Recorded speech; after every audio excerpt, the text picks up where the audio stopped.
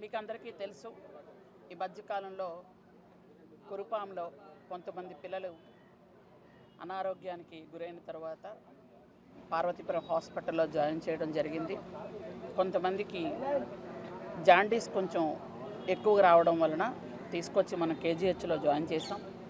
కేజీహెచ్లో టోటల్గా 65 మంది పిల్లల్ని ఇక్కడ జాయిన్ చేసాం. 65 మందిలో ఇప్పటిదాకా ఇక్కడ 6గురే ఉన్నారు. మిగిలిన 59 మంది డిశ్చార్జ్ అయ్యి వెళ్ళిపోవటం అయింది. 59 మంది కూడా క్షేమంగా సురక్షితంగా ఉన్నారు. ఈ 6గురిలో ఈరోజు ఈవినింగ్ 3గురిని పంపిస్తున్నాం. ఇంకా మిగిలిన 3గురిలో ఒక అమ్మాయికి జాండీస్ చాలా ఎక్కువగా ఉంది. ఒక అమ్మాయికి ఫీవర్ నిన్ననే వచ్చింది, పంపిద్దాం అనుకుంటే. ఇంకొక అమ్మాయికి ఇంకా రిపోర్ట్స్ రావాలి. ప్లస్ ఆ అమ్మాయికి ఏంటంటే సికిల్ సెల్ ఎనీమియా ఉండడం వలన కొంచెం జాగ్రత్తలు తీసుకోవాలనుకుంటున్నాం.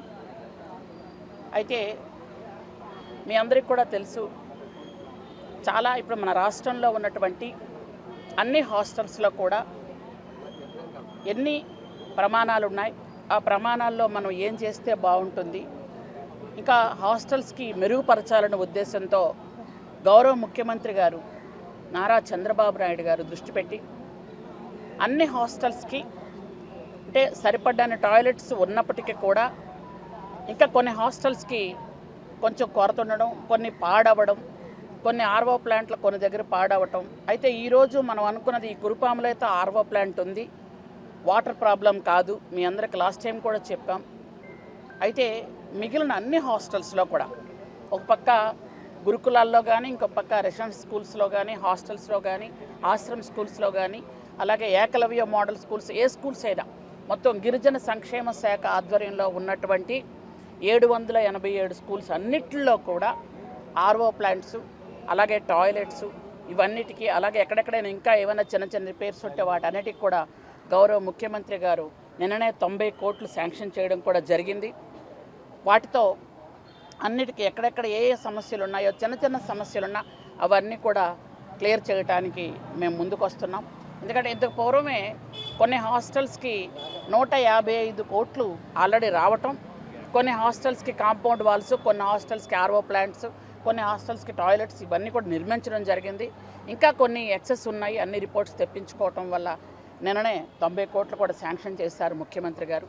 అందుకు అందరి తరపున ముఖ్యమంత్రి గారికి నా హృదయపూర్వకమైన ధన్యవాదాలు తెలియజేసుకుంటూ, ఈరోజు డాక్టర్స్ అందరూ కూడా ఇక్కడ కేజీహెచ్లో ఉన్న డాక్టర్లు, అంటే మా సూపరింటెండెంట్ గారి ఆధ్వర్యంలో అందరూ డాక్టర్లు, పిల్లల డాక్టర్స్ కానీ మిగిలిన వాళ్ళు కానీ అందరూ కూడా పిల్లల్ని చాలా చక్కగా చూసుకొని వాళ్ళకి అన్ని విధాలకి, ఇప్పుడు మీరు చూశారు, వాళ్ళు మధ్యాహ్నం పూట బోర్ ఫీల్ అవ్వకుండా వాళ్ళకి డ్రాయింగ్ వేసుకోవడానికి బుక్స్ ఇచ్చి, క్రాఫ్ట్కి బుక్స్ ఇస్తున్నారు. అంటే ఇలాంటి డాక్టర్లు మీరు ఎక్కడ చూడరు. ఎందుకంటే పిల్లలు ఇలా పెట్టి ఏదో ఇంజెక్షన్ చేసి వెళ్ళిపోయిన వాళ్ళే ఉంటారు ఎక్కువగా. కానీ వాళ్ళు మధ్యాహ్నం పూట ఖాళీగా ఉండేటప్పుడు వాళ్ళు బోర్ ఫీల్ అవ్వకుండా బుక్స్ ఇచ్చి వాళ్ళు డ్రాయింగ్ వేసుకోమని ఇవ్వటం, నిజంగా నేను మనస్ఫూర్తిగా డాక్టర్స్ అందరికి కూడా హృదయపూర్వకంగా ధన్యవాదాలు తెలియజేస్తున్నాను. చాలా సంతోషం. పిల్లలందరినీ చాలా బాగా చూశారు. కొంతమంది పిల్లలకి 35, 36 మనకు చూపిస్తుంది అన్నమాట జాండీస్. అట్లాంటప్పుడు కూడా తీసుకొచ్చి ఇక్కడ జాయిన్ చేస్తే ఈరోజు ఆ పాపది 10, 8, 7 ఆ రేంజ్లోకి వచ్చారు. అంటే ఇంకా 2-3 రోజుల్లో పిల్లలు నార్మల్ ఆ ముగ్గురు కూడా నార్మల్ స్టేజ్కి వచ్చేస్తారు. ఒక అమ్మాయిది మాత్రం సికిల్ సెల్ ఎనీమియా కాబట్టి ఆ అమ్మాయిని కొంత మనం చూడాల్సిన అవసరం ఉంది.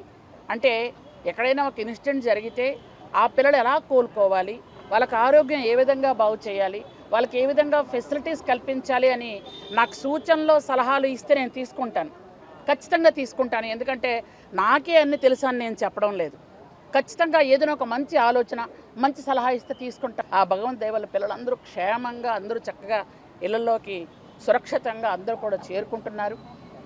ఈరోజు అలా పార్వతీపురం హాస్పిటల్లో ఉన్న పిల్లలందరూ కూడా సగానికి సగం పైగా అందరూ కూడా వెళ్ళిపోయారు. కొంతమంది పిల్లల్ని వాళ్ళ పేరెంట్స్ రిక్వెస్ట్ మీద ఇంటికి వస్తే మళ్ళీ పిల్లలు కొంత ఫుడ్లో ఎన్వి తింటాం కానీ అట్లాంటివి ఉంటాయని ఒక 2 రోజులు ఎక్స్ట్రా ఉంచమని కొంతమంది పేరెంట్స్ కూడా అడగడం వల్ల 2-3 రోజులు కాదు 1 వీక్ ఉంచమన్నా ఉంచండి, పిల్లలు పూర్తి ఆరోగ్యం అయిన తర్వాత పంపించమని కూడా చెప్పడం జరిగింది. కాబట్టి అందరు పిల్లలు ఎవరైతే 146 మంది అనుకున్నామో అందరూ సేఫ్గా ఉన్నారు, అందరూ చక్కగా ఆరోగ్యంగా ఉన్నారని మీకు తెలియజేసుకుంటూ, మీరందరూ కూడా ఎంతో సహనంతో ఎక్కడైనా ఏదైనా విషయం జరిగితే వెంటనే మా దృష్టికి తీసుకొచ్చినందుకు పత్రికా సోదరులందరికీ నా హృదయపూర్వకమైన ధన్యవాదాలు తెలియజేస్తున్నాను. ఎక్కడైనా ఒక చిన్న విషయం జరగగానే వెంటనే నా దృష్టికి తీసుకొచ్చారు చాలామంది సోదరులు, పలానా దగ్గర ఇలా జరుగుతుందమ్మా అని. మేము వెంటనే దాన్ని, అంటే నాకైతే కాలజ్ఞానం లేదు అన్నీ తెలుసుకోవటానికి, ఎందుకంటే ఎవరైనా చెప్తేనే తెలుస్తుంది. కొన్ని విషయాలు తెలియకపోయి ఉండొచ్చు, ఎవరైనా చెప్తారు, చెప్పినప్పుడు ఖచ్చితంగా తెలుసుకుంటాం, అది రెక్టిఫై చేసుకుంటాం ఖచ్చితంగా. అలా జరుగుతుంది. కాబట్టి అందరూ చాలామంది ఇక్కడ ఉన్న సోదరులే కాకుండా అక్కడ మా జిల్లాలో ఉన్న సోదరులు కూడా ఎక్కడైనా చిన్న పొరపాట్లు జరిగినా, ఎక్కడైనా జరుగుతున్నా, లేదంటే ఎవరైనా పిల్లలు హాస్పిటల్కి వెళ్లకుండా ఇంటికి వెళ్ళిపోతుంటే వెంటనే అక్కడ నుంచి వాళ్ళు మాకు ఫోన్ చేసి పిల్లలు హాస్పిటల్కి వెళ్ళడానికి భయపడి వెళ్ళిపోతున్నారమ్మంటే వాళ్ళని తీసుకొచ్చి మళ్ళీ హాస్పిటల్లో జాయిన్ చేయడం, ఇలా అన్నీ కూడా జరిగాయి.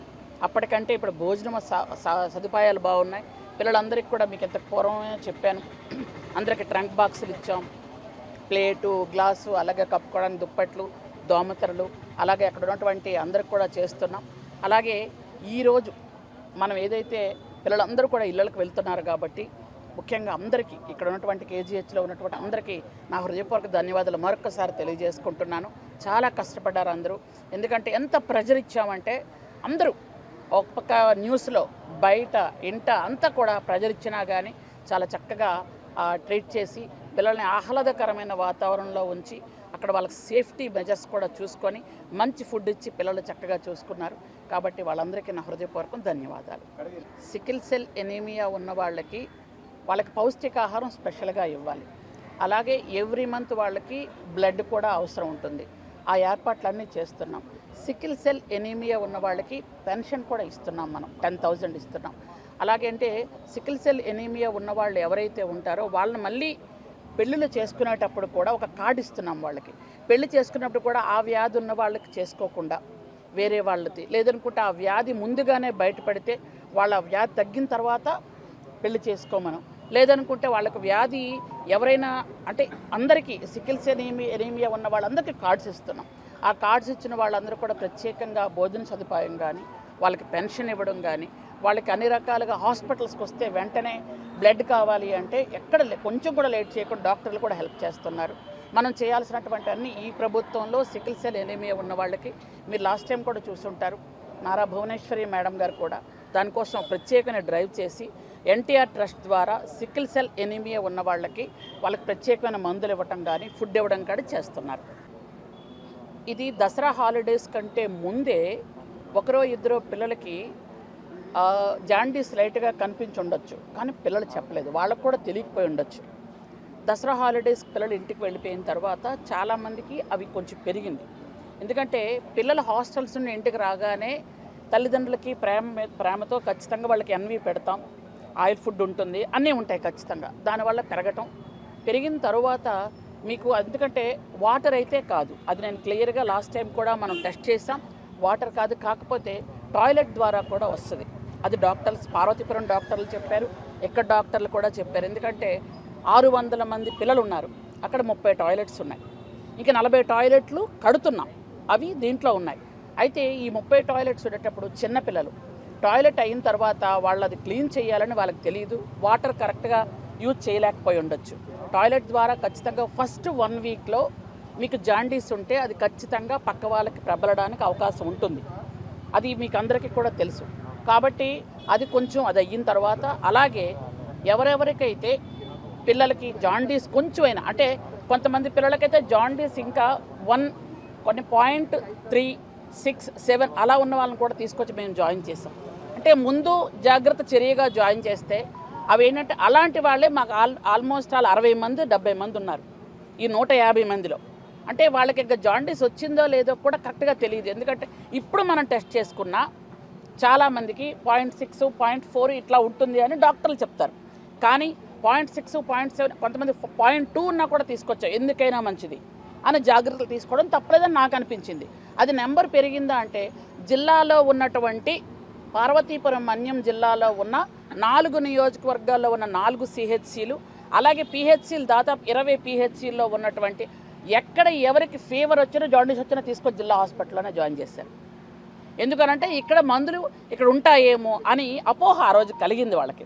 యాక్చువల్గా అన్ని PHCలో కూడా జాండీస్కి అలాగే ఫీవర్కి కుక్క కాటికి పాము కాటికి మందులు మా గవర్నమెంట్ వచ్చిన తర్వాత అందరికీ ఇచ్చాం. ఇంత పూర్వం ఏంటంటే మలేరియాకి మందులు ఉండేవి కాదు PHCలో అవి సప్లై చేసాం. అందరు ఇక్కడికి ఎక్కువ రాగానే అన్ని హాస్టల్స్ నుండి వచ్చిన అందరూ కురుపామనే అన్నారు. అందరూ మొత్తం కురుపామ వాళ్ళు కాదు, బయట నుంచి వచ్చిన పిల్లలు 30 మంది 32 మంది మొత్తం ఉన్నారు. మొత్తం అందరూ కురుపామ వాళ్ళు కాకపోయినా కానీ పిల్లలు ఎలా కొంతమందికి వచ్చింది కాబట్టి అందరినీ ఒక దగ్గర ఉంచాం. అది టాయిలెట్ ద్వారా వచ్చింది కాబట్టి అంటే టాయిలెట్స్ మీకు అది ఆ విషయం తెలిసిన విషయమే. ఎందుకంటే చిన్నపిల్లలు అంతా క్లీన్ చేసుకోవడం అంటే కుదరదు కాబట్టి ఆ విధంగా వచ్చింది. అయినా అది ప్రాథమిక విచారణలో డాక్టర్స్ కొంతమంది చెప్పారు. మళ్ళీ కమిటీ కూడా వేసాం, కమిటీ కూడా రిపోర్ట్ ఇస్తారు. ఈ జిల్లాలో ఉన్న అన్ని స్కూల్స్లో దాదాపు 30 మంది వరకు వస్తే అందరికీ టెస్టులు చేసామండి. మొత్తం జిల్లాలో ఉన్నటువంటి అన్ని స్కూల్స్ కూడా అన్ని టెస్టులు చేయడం జరిగింది. ఎవరికి ఫీవర్ ఉందా లేకపోతే జాండీస్ ఉందా ఏంటుందా అన్నది. ఎందుకంటే సీజన్ మారిన వెంటనే అక్కడ జ్వరాలు రావటం అనేది ఇప్పుడు కాదండి, ప్రతిసారి జరుగుతూనే ఉంటుంది. అది ఫీవర్ వస్తూనే ఉంటుంది. కాబట్టి అది ఏంటంటే అవి మార్చాలి అన్నదే ప్రభుత్వం తాలూకా లక్ష్యం. అందుకనే మొత్తం అందరికీ కూడా అన్ని PHCలో కూడా మలేరియాకి కానీ జాండీస్కి కానీ వీటన్నిటికి కూడా మందులు కూడా పెట్టడం జరిగిందండి.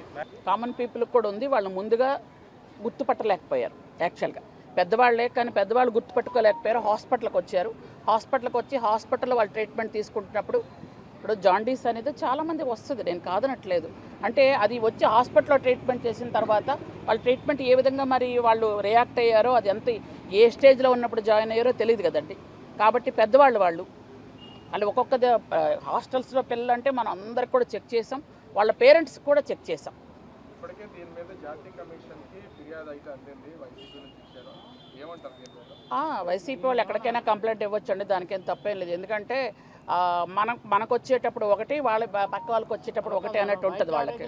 ద్వారా మీరు ఏమైనా గుర్తించారా ఎందువల్ల వస్తుంది ఏంటనేది?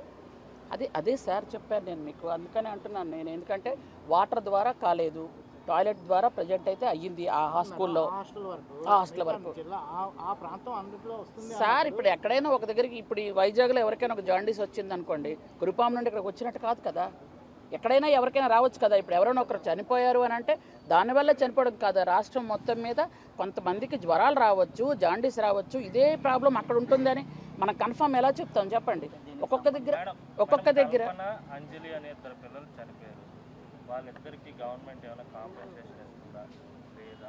ఆ కుటుంబాలను ఇప్పుడు వరకు ప్రభుత్వం నుంచి ఏమైనా పరామర్శించారా లేదా మీరు కానీ? నేను ఆల్రెడీ పరామర్శించడం అయిందండి. మేము వెళ్ళాము, చూసాము, వాళ్ళని కూడా పిలిచాము. వాళ్ళకి మట్టి ఖర్చుల కింద ఒక్కొక్కరికి 10,000 రూపాయలు ఇచ్చి చేయటం అయ్యింది. వాళ్ళు కూడా సహాయం అడిగారు, అది ముఖ్యమంత్రి గారి దృష్టిలో పెట్టామండి.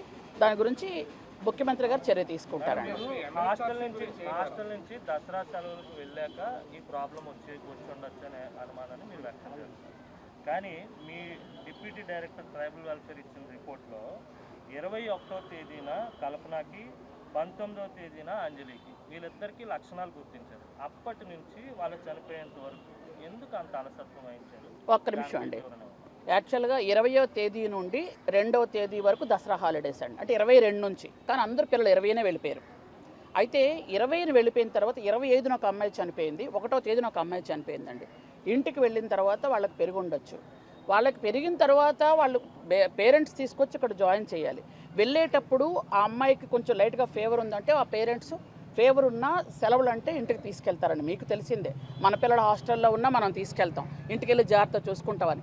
తీసుకువెళ్ళిన తర్వాత పెరిగిన తర్వాత తీసుకొచ్చి వాళ్ళు జాయిన్ చేశారు. జాయిన్ చేసినప్పటికే అమ్మాయి జాయిన్ చేసిన వెంటనే అమ్మాయి చనిపోయింది, ఫస్ట్ అమ్మాయి. సెకండ్ అమ్మాయికి తీసుకొచ్చి జాయిన్ చేసేటప్పుడు వెంటనే మేము రియాక్ట్ అయ్యి 1వ తేదీ అమ్మాయి 30వ తేదీని జాయిన్ చేసిన వెంటనే కలెక్టర్ గారితో మాట్లాడితే వెంటనే డిపార్ట్మెంట్ అంతా డీడీ కానీ కలెక్టర్ గారు కానీ పీఓ కానీ మొత్తం అందరూ కూడా ఎక్కడెక్కడైతే మొత్తం ఇంట్లో ఉన్నారో అందరికీ ఫోన్ చేసి పిల్లల్ని తీసుకురమ్మని చెప్పడం జరిగిందండి. ఎవరికి జ్వరం ఉన్నా లేదనుకుంటే ఇంకేదైనా ఏ ప్రాబ్లం అన్నా తీసుకురమ్మంటే మనం అప్పటి నుంచి టెస్ట్ చేసామండి. 3వ తేదీని అందరూ హాస్టల్కి యాక్చువల్గా రావాలి, కానీ 1వ తేదీ 2వ తేదీని తీసుకొచ్చి హాస్పిటల్లో జాయిన్ చేసామండి. వాళ్ళు ఇంట్లో ఉన్నా కానీ మేము బాధ్యత తీసుకొనే చేసాం. ట్రైబల్ వెల్ఫేర్ పరంగా ఆల్రెడీ, ఎందుకంటే మా ప్రిన్సిపల్ సెక్రటరీ డీడీలు అందరూ వచ్చి చూడటం జరిగిందంటే కలెక్టర్ గారిని పెట్టి ఆల్రెడీ మనం ఒక కమిటీ కూడా వేయటం అయ్యిందండి.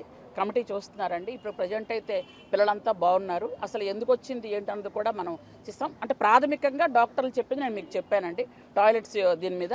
కాబట్టి ఇంకా అన్ని దగ్గరలో కూడా ఎక్కడైనా టాయిలెట్స్ కొంచెం తక్కువ ఉన్నా కానీ పెంచాలనే ఉద్దేశంతో ఆల్రెడీ మన స్వచ్ఛ భారత్లో స్వచ్ఛాంధ్ర మిషన్లో మనం 1000 టాయిలెట్స్ ఆల్రెడీ శాంక్షన్ చేసామండి. అవి కూడా కడుతున్నాం. ఇంకా సీఎం గారు కూడా మీకు ఇప్పుడు చెప్పాం కదా 90 కోట్లు ఇచ్చారు. మిగిలిన ఎక్కడెక్కడ ఏమైనా చిన్న ఉంటే మొత్తం అన్నీ సెటిల్ చేసుకుంటూ వెళ్తామండి. కానీ ఈ గవర్నమెంట్ వచ్చిన తర్వాత ఎవరైనా చనిపోతే, మాకు తెలిసి చనిపోయినా, ఇంట్లో చనిపోయినా, లేకపోతే హాస్టల్లో ఎక్కడ చనిపోయినా కానీ వాళ్ళకి మట్టి ఖర్చుల కిందకి మనం 10,000 రూపాయలు ఇస్తున్నాం. లాస్ట్ టైము ఒక అబ్బాయి హాస్టల్లో నడుస్తూ పడిపోయాడు. అబ్బాయి ఏ ప్రాబ్లం లేదు, చనిపోతే వెంటనే తీసుకువెళ్ళడానికి 1,00,000 రూపాయలు వెంటనే మేము అక్కడ పే చేసాం అబ్బాయికి. అంటే ₹1,00,000 రూపాయలు వాళ్ళకి ఇచ్చాం. ఐటీడీఏ వెంటనే పీఓ గారు వాళ్ళకి ఇవ్వడం జరిగింది. ఎందుకంటే ఆ అబ్బాయి 6th క్లాస్ చదువుతున్న అబ్బాయి, నడుస్తూ పడిపోయాడు అబ్బాయి. అంటే నేనేమంటానంటే ఇది సీఎం గారు దృష్టిలో పెట్టాం. సీఎం గారు దృష్టిలో పెట్టిన తర్వాత అది ఏం చేయాలో చేస్తామండి ఖచ్చితంగా. వేసామండి, ఆల్రెడీ మెడికల్ క్యాంపులు ఉన్నాయండి. చాలామంది అంటే మొన్న వచ్చినప్పుడు కూడా వీళ్ళ ప్రతిపక్షం వాళ్ళు మాట్లాడారండి. ఇప్పటి వరకు 199 గురుకులాల్లో ఆల్రెడీ ఏఎన్ఎంస్ ఉన్నారండి. అక్కడే పూర్తిగా ఉంటున్నారు 24 hours. అలాగే ఆశ్రమ్ స్కూల్స్లో వారంకి 2 సార్లు వెళ్ళి చెక్ చేస్తున్నారండి ఏఎన్ఎంస్. ఎక్కడైనా ప్రాబ్లం ఉంటే వెంటనే హాస్పిటల్ తీసుకెళ్ళడానికి. కాబట్టి అన్ని హాస్టల్స్ కూడా ట్రైబల్ వెల్ఫేర్లో అన్ని హాస్టల్స్ కూడా ఆల్రెడీ మెడికల్ క్యాంపులు పెట్టడం జరిగింది, టెస్టులు కూడా చేయడం జరిగింది. సచివాలయంలో ఉన్నటువంటి ఉద్యోగస్తులు ఎవరు ఉన్నారో వాళ్ళకి వీళ్ళకి ట్యాగ్ చేస్తున్నామండి. అక్కడ ఒక ఏఎన్ఎంని కూడా ట్యాగ్ చేస్తున్నాం. వాళ్ళు రోజు వెళ్ళి చెక్ చేస్తారు. చేసి వాళ్ళకి ఏదైనా ప్రాబ్లం వస్తే మళ్ళీ హాస్పిటల్ తీసుకొస్తారు. ప్రాబ్లం లేదంటే ఓకేనండి.